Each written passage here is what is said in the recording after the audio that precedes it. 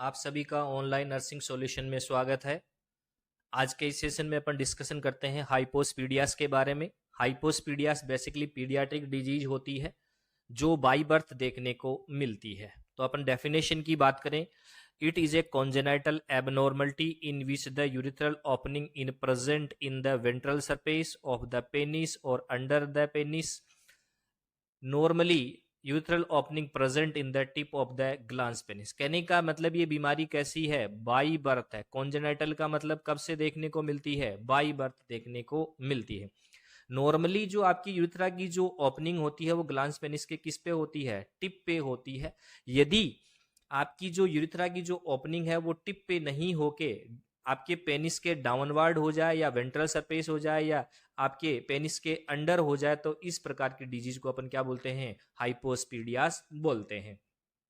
उसके बाद में अपन बात करते हैं कि ये मेल और फीमेल को दोनों को क्या करती है, इफेक्ट करती है या दोनों में पाई जाती है। मेल के अंदर ये पेनिस के अंदर डाउनवर्ड पाई जाती है और फीमेल के अंदर ये वेजाइना में देखने को मिलती है। देखिएगा डायग्राम में दिखाया गया, नॉर्मली आपकी जो यूथ्रल ओपनिंग है वो ग्लांस पेनिस के टिप पे ओपनिंग है।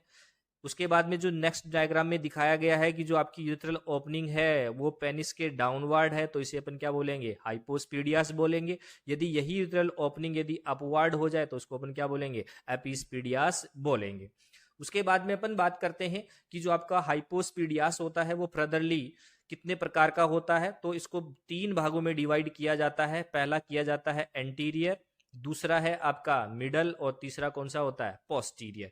तो एंटीरियर आपका काउंट किया जाता है आपकी ग्लांस पेनिस की टिप से लेके आपके कोरोना तक, इसको क्या किया जाता है, इंक्लूड किया जाता है। कोरोना से लेके जहां आपकी पेनिस की जो रूट होती है या जो आपका स्क्रोटम होता है वहां तक इसको इंक्लूड किया जाता है मिड के अंदर, और स्क्रोटम से लेके पेरिनियल तक एरिया जिसको इसमें इंक्लूड किया जाता है पोस्टीरियर के अंदर इंक्लूड किया जाता है। आपका एंटीरियर होता है वो बेसिकली 65% होता है और फर्दरली 2 प्रकार का होता है, ग्लैंडुलर, दूसरा कौन सा होता है, सब कोरोनल। तो ग्लैंडुलर का मतलब होता है आपके ग्लांस पेनिस के अंदर ही ओपनिंग होगी लेकिन जो नॉर्मल ओपनिंग है उससे जस्ट बिलो होगी, तो इस प्रकार के को अपन क्या बोलेंगे, ग्लैंडुलर बोलेंगे। कोरोनल का मतलब है कि आपका जो ग्लांस पेनिस होता है वो जहां शाफ्ट से आपका क्या होता है, कनेक्ट होता है, और जहां शाफ्ट के आसपास जो उभार नुमा ग्लांस नुमा में जो संरचना पाई जाती है, जहां आपके रिसेप्टर्स पाए जाते हैं, जिसे अपन क्या बोलते हैं, कोरोना बोलते हैं। क्या बोलते हैं, कोरोना। यदि इस कोरोना से जस्ट नीचे की ओर ओपनिंग होगी तो उसे अपन क्या बोलेंगे, सब कोरोनल बोलेंगे। उसके बाद में अपन बात करते हैं जो मिडल होता है वो कितना होता है, 15% होता है। और 15% में भी ये मिडल 3 प्रकार का होता है, डिस्टल, मिड शाफ्ट और प्रोक्सिमल। देखिएगा डिस्टल का मतलब होता है कोई भी बॉडी पार्ट है वो बॉडी से कैसा हो, अवे हो, तो उसे अपन क्या बोलते हैं, डिस्टल बोलते हैं। प्रोक्सिमल का मतलब होता है बॉडी के यदि कोई पार्ट नियरेस्ट हो तो उसे अपन क्या बोलते हैं, प्रोक्सिमल। तो अपन बात करते हैं कि जो पेनाइल का वह भाग जो बॉडी से क्या हो, थोड़ा अवे पर हो, दूरी पर हो, तो उसे अपन क्या बोलते हैं, डिस्टल पेनाइल बोलते हैं।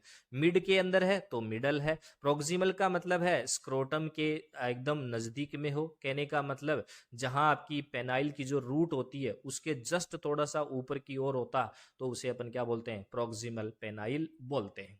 उसके बाद में पोस्टीरियर की बात करते हैं। पोस्टीरियर आपका कितना होता है, 20% होता है। फिर फर्दरली 3 प्रकार का होता है, पेनोस्क्रोटल, दूसरा होता है स्क्रोटल, तीसरा होता है पेरिनियल।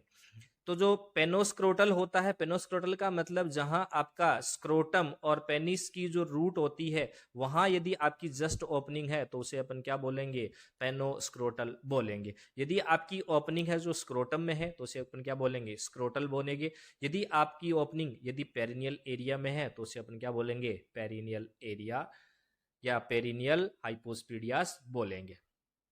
नेक्स्ट अपन बात करते हैं कि जब यदि बच्चे का फिजिकल एग्जामिनेशन करते हैं या असेसमेंट करते हैं तो आपको क्या क्या देखने को मिलता है। पहला आपको देखने को मिलता है कि आपकी एबनॉर्मल डाउनवर्ड ओपनिंग होती है, किसकी, यूरिथ्रा की। नॉर्मली आपकी यूरिथ्रा की जो ओपनिंग होती है वो कहाँ होती है, ग्लांस पेनिस की टिप होती है, लेकिन इसमें जो आपकी जो यूरिथ्रा की ओपनिंग होगी वो कैसी मिलेगी, डाउनवर्ड मिलेगी। उसके बाद में जो आपकी जो फोर स्किन होती है वो ग्लांस पेनिस को नॉर्मली कवर करके रहती है, या लेकिन इसमें क्या होता है, जो आपकी फोर स्किन है वो ग्लांस पेनिस को प्रॉपर रूप से क्या नहीं करती है, कवर नहीं करती है।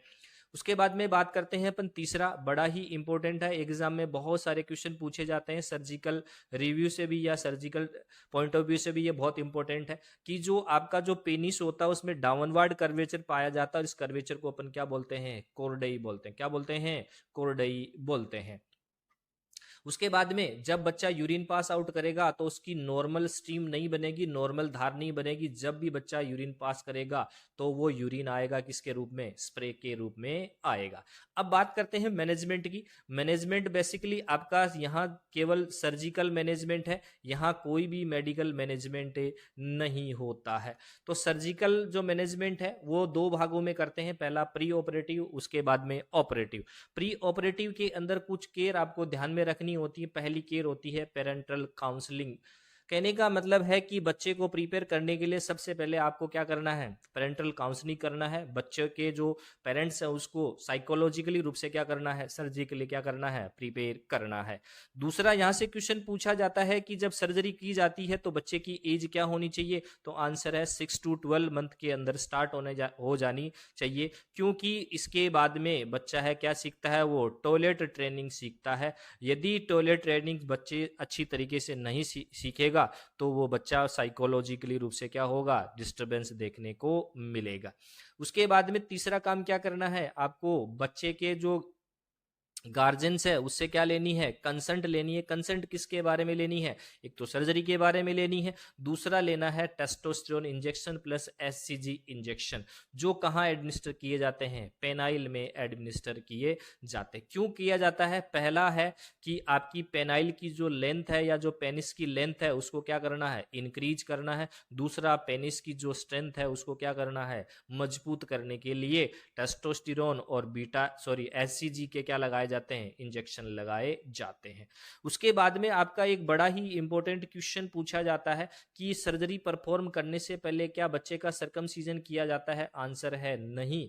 क्यों नहीं किया जाता, क्योंकि जब अपन यूरिथ्रल रिकंस्ट्रक्शन करेंगे तो अपने को हो सकता है ग्राफ्ट की जरूरत पड़े, तो ग्राफ्ट के लिए अपन क्या लेते हैं, आपकी फोर स्किन ही क्या लेते हैं, काम में ले लेते हैं। इसलिए सर्जरी से पहले बच्चे का सर्कमसीजन नहीं करते हैं।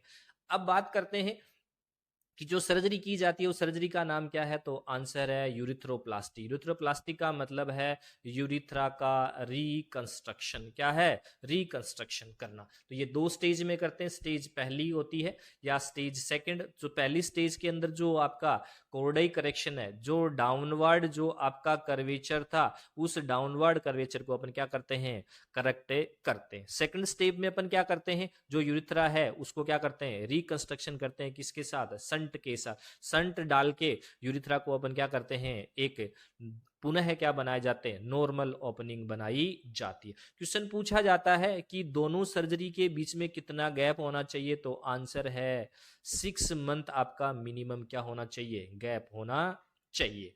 उसके बाद में अपन बात करते हैं post operative care. Post operative care में आपको क्या क्या ध्यान रखना है, सबसे पहला ध्यान रखना है कि जो बच्चे की जो फ्यूचर लाइन है, फ्यूचर लाइन पे आपको क्या रखनी है, प्रेशर बैंडेज रखनी है, क्योंकि वहां ब्लीडिंग हो सकती है और ब्लीडिंग कलेक्शन हो सकता है तो फर्दरली इन्फेक्शन हो सकता है। दूसरा, आपको क्या काम करना है, ब्लीडिंग को क्या करना है, ऑब्जर्व करना है।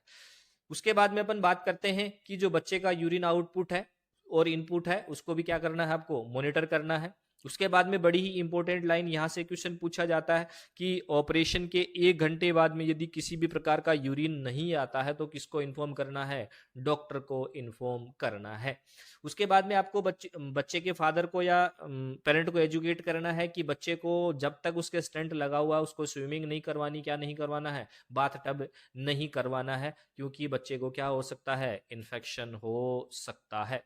उसके बाद में बच्चे को अपने को क्या करना है, रीस्टैंड अप्लाई करनी है। रीस्टैंड क्यों अप्लाई करना है, क्योंकि बच्चा है वो ड्रेसिंग को क्या करेगा, बार बार पुल आउट करेगा। पुल आउट करेगा तो ब्लीडिंग भी हो सकती है और वहां क्या हो सकता है, इन्फेक्शन भी हो सकता है। यहां फर्दरली क्वेश्चन पूछा जाता है कि जब कंसल्ट लेते हैं तो कंसल्ट लेने से पहले किसकी जरूरी सहमति जरूरी है, उसके पेरेंट की क्या है, कंसेंट क्या है, जरूरी है, किसके लिए, रीस्टेंट लगाने के लिए। उसके बाद में यहां से एक बड़ा ही सर्जरी के बारे में क्वेश्चन पूछा जाता है, सर्जरी के बारे में कि मिड शाफ्ट और डिस्टल जो हाइपोस्पीडियास होता है उसके लिए मोस्ट कॉमन कौन सी सर्जरी की जाती है? आंसर है टिप सर्जरी, जिसे अपन बोलते हैं ट्यूबुलाइज इंसाइज पैलेट बोलते हैं। आज के इस वीडियो में इतना ही। यदि वीडियो पसंद आया तो लाइक करें, शेयर करें, चैनल को सब्सक्राइब करें। Thank you.